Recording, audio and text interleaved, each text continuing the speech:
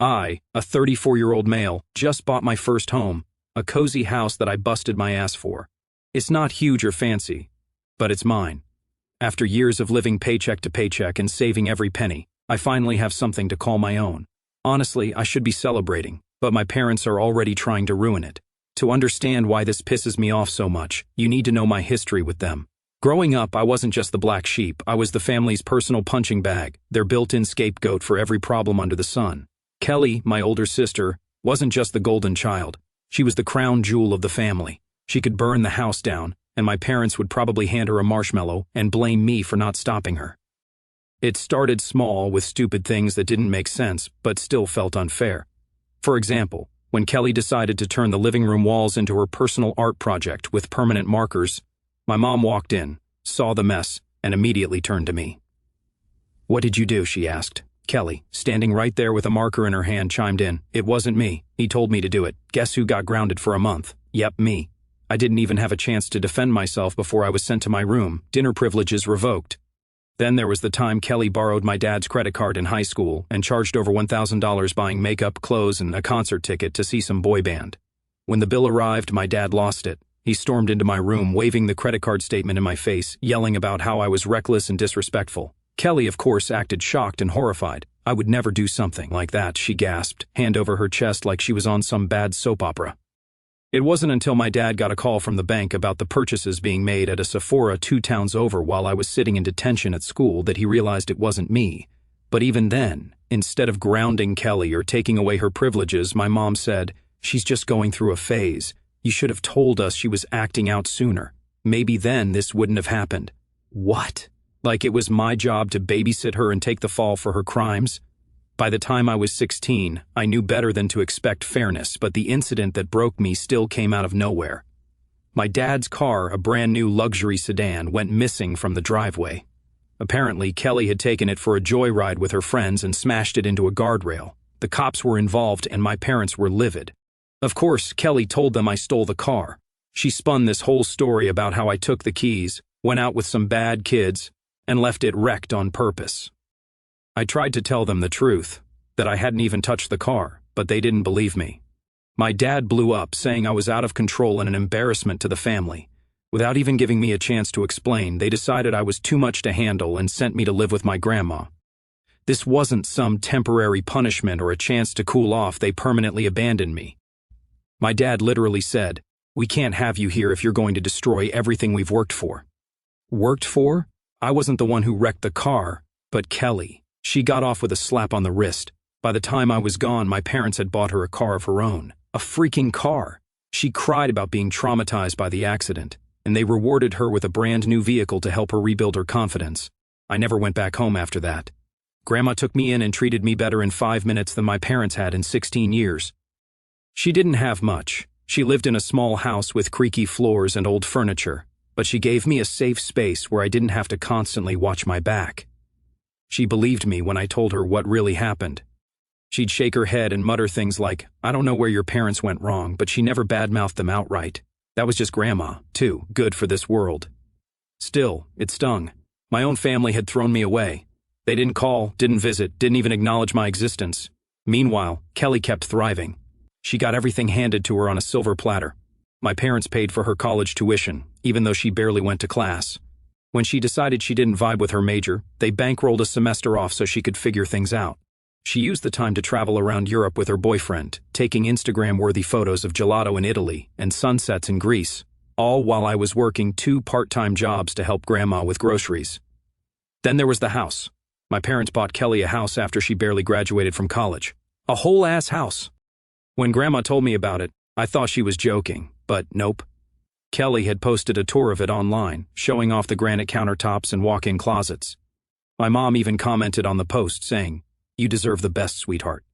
I sat there, staring at my phone, wondering if these were the same people who couldn't even be bothered to ask if I was still alive. The resentment kept building.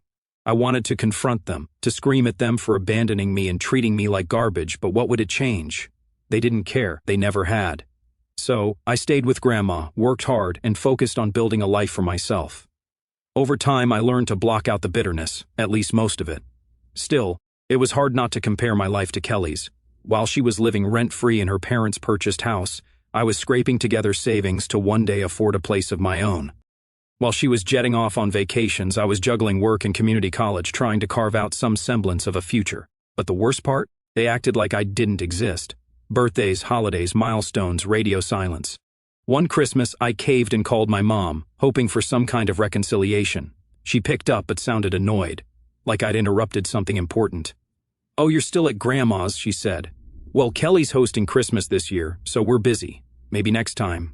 I didn't cry. I'd run out of tears for them a long time ago. Instead, I doubled down on my goals. I wasn't going to let their rejection define me.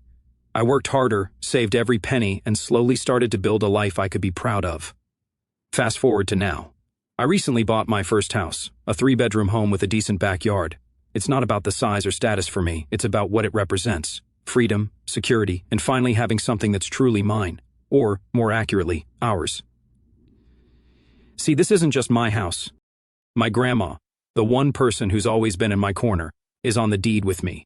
After everything she's done for me, it was a no-brainer. Putting her name on the house wasn't just a gesture, it's a statement. This home belongs to the only real family I've ever had. As fate would have it, that decision would turn out to be the best insurance policy I could have asked for. We'd only been living here a few months when Grandma's health started to decline, and that hit me hard. But I wasn't about to let her struggle alone. I hired a private nurse to help take care of her, someone who could be there while I worked. It wasn't easy to juggle, but this was Grandma. She deserved nothing less. While we were settling in, I got a call. I saw Mom pop up on the screen and nearly dropped my phone out of pure shock. My parents hadn't called me in years. The last time I heard from them, I was 25, busting my ass at a warehouse job, and they called to tell me Kelly was hosting Christmas, so I probably wouldn't feel comfortable coming. Now, out of nowhere, my mom decides to play concerned parent. Yeah, I wasn't buying it. Still, I answered. "Hi, sweetheart," she chirped, her tone so sugary I almost gagged. "We heard you got a house. That's such a big step. You must be so proud." "Yeah," I replied cautiously. "What do you want?" The fake cheerfulness vanished like a popped bubble. "Well, your father and I are in a bit of a bind. You know how things have been tough for Kelly lately. We had to help her out. It's been really hard on us financially, and we're losing the house. We were thinking, since you've got all that space, maybe we could stay with you for a while. Just until we get back on our feet." There it was. The audacity, the absolute gall. I almost laughed. After everything they'd done, kicking me out, abandoning me, ignoring me for years, they really thought I'd just opened my doors to them. "No," I said flatly. She gasped, like I'd slapped her. "But we're family. Were we family when you dumped me on Grandma?" I snapped. "Were we family when you gave Kelly everything and left me to fend for myself?" "Sorry, but no, I'm not your backup plan." Her tone turned icy. "I can't believe you're being so selfish." "We raised you," she said. "Grandma raised me," I corrected, "and I'm not giving you a damn thing." I hung up, shaking with anger. But it didn't stop there. Over the next few days, the guilt-trip texts started rolling in. My dad sent me a novel-length message about how they'd sacrificed so much for me and how I was turning my back on my own blood. Kelly even had the audacity to chime in, calling me pathetic for letting our parents suffer. This, coming from the woman who caused the entire mess in the first place.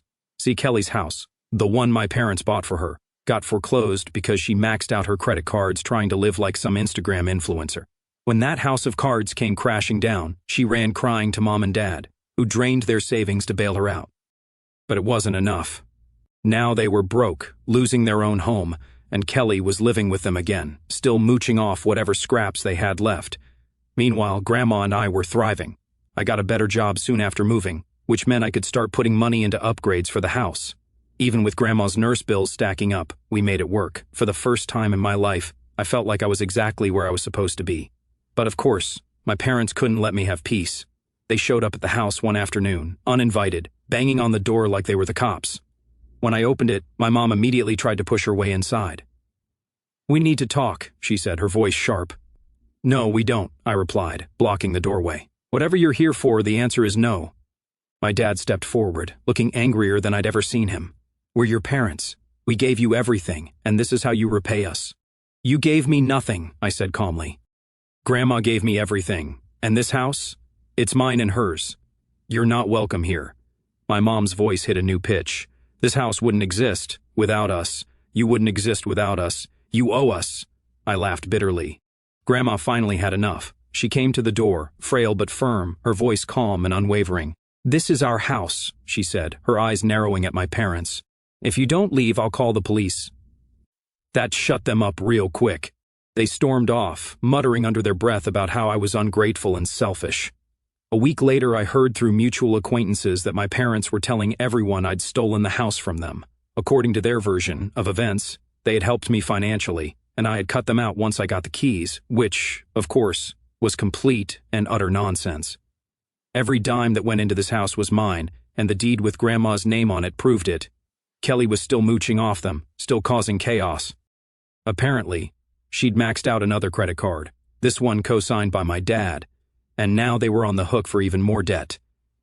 Their house officially went into foreclosure, and the three of them were crammed into a tiny rental apartment. Meanwhile, I'm finally building a life that is mine, not because of my parents, but in spite of them. Every time I walk through the front door, I'm reminded of what real family looks like, and that's worth more than anything they could have ever offered. As for my parents and Kelly, karma has a way of catching up with people. They're stuck in that tiny rental, drowning in debt and drama. From what I hear, Kelly's already on her third big idea to get rich quick. They put in greed, selfishness, and lies, and now they're reaping exactly what they sowed. Me, I've got peace, stability, and the kind of life they'll never understand. Funny how life works, isn't it? Update. Hi Reddit, it's been a while. You won't believe what happened since my last post. I thought cutting off my parents and Kelly would be the end of their nonsense, but clearly I underestimated just how far they'd go. Fast forward a few months and life was finally settling into a peaceful rhythm. Grandma passed away in her sleep. Losing her left a hole in my heart that I don't think will ever fully heal, but I was determined to honor her by continuing to live the life we built together. I didn't have the luxury of wallowing. She wouldn't have wanted that, and honestly, I owed it to her to keep going. But peace in my life is apparently something my parents and Kelly find intolerable. Less than a week after Grandma's funeral, they started circling like vultures. My mom called, putting on her most syrupy sweet voice, the one she uses when she's about to try to manipulate someone. "We just wanted to check on you," she said, fake concern dripping off every word. "It must be so hard losing Grandma. She was such a special lady." I nearly laughed. The same people who hadn't visited Grandma in years now wanted to act like grieving saints? Spare me. "I'm fine," I said, keeping my voice flat. "What do you want?" "Well," she said, dragging out the word like she was savoring it. "Your father and I have been talking, and we think it's time to come together as a family. You know, Grandma's house could be a fresh start for all of us." There it was, the real reason for the call. I didn't even let her finish her pitch before hanging up. They didn't waste time making their next move. A certified letter showed up a few days later. My parents were suing me. Their claim? Since Grandma's name was on the deed, half the house was part of her estate, and they were entitled to that share as her next of kin. Never mind that I'd paid for the house with my own money. Never mind that I'd put Grandma on the deed as an honor, not because she contributed financially. It didn't matter to them. They saw an opportunity and latched onto it like parasites. I wasn't about to roll over and let them take what was mine.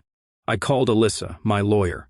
She reviewed the letter and explained that, while their argument wasn't airtight, it wasn't completely baseless either. Technically, with Grandma's name on the deed, they could argue that her share was part of her estate. It didn't mean they were right, but it did mean we'd have to fight. "They're grasping at straws," Alyssa assured me. "But we'll need to be thorough. This could get messy." The first step in the legal process was discovery, which basically meant both sides had to gather and exchange all the evidence they had. I handed over everything: bank statements showing I'd made every payment on the house, emails with the real estate agent, even text with Grandma where we talked about putting her name on the deed as a symbolic gesture. Alyssa said it was airtight. My parents, on the other hand, decided to get creative. Their lawyer, this smug guy with slicked back hair and a bad suit, argued that since Grandma's name was on the deed, it was proof that she had a financial stake in the house. They even dug up old family photos of Grandma sitting on the porch or helping me plant flowers in the yard, claiming it was evidence that she was a co-owner. The audacity didn't stop there. They tried to twist the fact that I'd hired a nurse for Grandma in her final months into an argument that I was managing her share of the property. According to them, my paying for her care wasn't an act of love. It was some kind of financial arrangement. I couldn't believe the lengths they were going to just to paint me as the bad guy. Alyssa wasn't fazed. "Let them dig their hole," she said. "The more ridiculous their claims, the easier it'll be to dismantle them in court." While the legal process crawled forward, my parents and Kelly launched a full-on smear campaign against me. Kelly, true to form, took to social media with her crocodile tears. She posted some long, dramatic rant about how I was stealing the family home and leaving my poor, helpless parents homeless. The comments were filled with sympathy from people who had no idea what the real story was. Stuff like, how could he do this to his own family? And blood is thicker than water. It would have been laughable if it wasn't so infuriating. These were the same people who had kicked me out as a teenager, who hadn't even visited Grandma while she was sick, and now they wanted to play the victims? The hypocrisy was almost impressive. What really got me was the way they dragged Grandma into it. My parents started telling anyone who would listen that I'd manipulated her into signing over the house. They painted me as some kind of greedy, conniving grandson who'd taken advantage of a frail old woman. It was disgusting. I didn't engage, though. I knew getting into a public back and forth would just add fuel to their fire. Instead, I focused on gathering more evidence to prove my case. Before we could head to court, the judge ordered us into mediation, apparently standard procedure to try to resolve disputes outside of court. I wasn't optimistic, but Alyssa said it was worth going through the motions. The mediator was this exhausted-looking woman who clearly dealt with family drama for a living. She started by asking if there was any way we could come to an agreement. My mom immediately launched into her pity act, talking about how they were struggling and how it was only fair that they get half the house. Fair would have been treating me like a human being when I was a kid, I said. Fair would have been not abandoning me when I needed you the most. You don't deserve a dime, my dad tried to step in, puffing himself up like he was going to intimidate me. We're your parents, he said, his voice low and threatening. We gave you life. You owe us. I owe you nothing, I snapped. You made your choices. Now live with them. The mediator tried to smooth things over, suggesting a compromise where I'd buy out their share of the house. I laughed out loud. Not happening, I said. I'm not paying them for something they never earned. After hours of going in circles, it was clear mediation wasn't going to work. The case was heading to trial, and I was ready for whatever they threw at me. The day of the trial finally arrived, and I was ready to put an end to this circus. My parents and Kelly showed up, looking like they were auditioning for a daytime courtroom drama. They thought they had this in the bag. Meanwhile, I walked in with Alyssa, my lawyer, who looked calm and confident as ever. If there's one thing I learned from this whole mess, it's that having someone confident in your corner makes all the difference. Alyssa had been working tirelessly to build our case, and I trusted her completely. The room was packed with people who'd heard about the case, thanks to Kelly's social media antics. I recognized a few faces, old neighbors, distant relatives, even a couple of Mike's EO workers. It was surreal seeing my life put on display like this, but I kept my focus on the one thing that mattered, proving the truth. Their lawyer started with a dramatic opening statement. He painted my parents as devoted family members who had been wronged by a greedy son. He leaned heavily on the fact that Grandma's name was on the deed, claiming it was irrefutable proof that she co-owned the house. I rolled my eyes so hard I thought they might get stuck. This guy was laying it on thick, and I could tell the judge wasn't impressed. She sat there with a no-nonsense expression, her pen tapping against the desk as if she couldn't wait for him to wrap it up. The bulk of the trial was spent going through evidence. Alyssa presented everything we had. The bank statements showing every mortgage payment came from my account, the email chain with the real estate agent confirming the purchase details, and even Grandma's will, which didn't mention the house at all because she knew it wasn't hers to leave. Their lawyer tried to poke holes in the evidence, but it was like watching someone throw pebbles at a brick wall. He kept coming back to the same argument. The name on the deed proves co-ownership. Alyssa was ready for this. She brought in a real estate expert to testify that a name on a deed doesn't necessarily indicate financial contribution or ownership, it can be symbolic. The expert explained that it's not uncommon for people to add loved ones to deeds as a gesture of trust or security, especially in close-knit families. It was a devastating blow to their case. Alyssa then addressed the judge directly. Your Honor, this isn't a case of shared ownership. It's a case of one family trying to exploit a technicality for financial gain. The most satisfying part of the trial was watching Alyssa cross-examine my mom. My mom had come prepared with her usual crocodile tears, but Alyssa wasn't having it. Alyssa began, her tone polite but firm. Can you tell the court how much money you or your husband contributed to the purchase of this house? My mom hesitated, her face turning red. Well, we didn't contribute financially, but that's not the point. It was always understood that this house was part of the family. Understood by whom? Alyssa pressed. Because we've seen no evidence to suggest that my client ever agreed to this arrangement, my mom stammered, trying to pivot. We're his parents. We raised him. Isn't that enough? Alyssa didn't miss a beat. This isn't about parenting, it's about property ownership. If you didn't contribute financially and there's no written agreement supporting your claim, how do you justify your demand for half of this house? My mom had no answer. She looked like she wanted to crawl under the table. After several days of testimony and evidence, it was finally time for the judge to make her ruling. She started by acknowledging the emotional nature of the case, but emphasized that her decision would be based on facts, not feelings. The evidence is clear, she said. While the name on the deed might suggest co-ownership at a glance, the financial records tell a different story. The plaintiff paid for this property in its entirety. The inclusion of his grandmother's name on the deed was a symbolic gesture, not a financial agreement. As such, the defendants have no legal claim to this house. Hearing those words felt like a weight had been lifted off my chest. So glad it's over now. The house is mine, officially, undeniably mine. After the ruling, my parents tried to guilt-trip me one last time. My mom cornered me in the parking lot, tears streaming down her face. "How could you do this to us?" she sobbed. "We're your parents. We're struggling." "You've been struggling for years," I said coldly, "and it's not my problem. You made your bed, now lie in it." She didn't have a response to that. Since then, I've gone completely no contact. They've tried reaching out through mutual acquaintances, but I shut it down every time. From what I hear, my parents are stuck in their tiny rental, still blaming everyone but themselves for their problems.